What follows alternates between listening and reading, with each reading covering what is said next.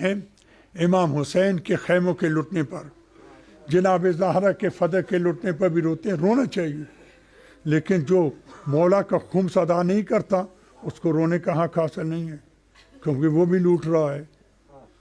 خمس کس کا ہے؟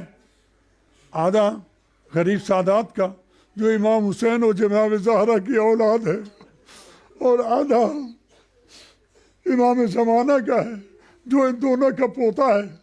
ہم سب کا مال کھا رہے ہیں اور پھر ان پہ لعنت کرتے انہوں نے مال کھا رہا ہے. تم بھی کھا رہے ہو. بعض خیال کرتے ہیں کہ خمس بڑے بڑے امیروں پہ واجب ہے. جو بھیک مانگ کے کھاتا ہے اس کا بھی فریضہ ہے خمس کی تاریخ مقرر کرے، اور تاریخ پہ اگر ماچس کی ایک تیلی بچ جائے اس کا خمس ادا کرو. جب قیامت کا دن ہوگا، سادات، بیوہ عورتیں، یتیم بچے رسول امیر المومنین کے گرد جمع ہوں گے.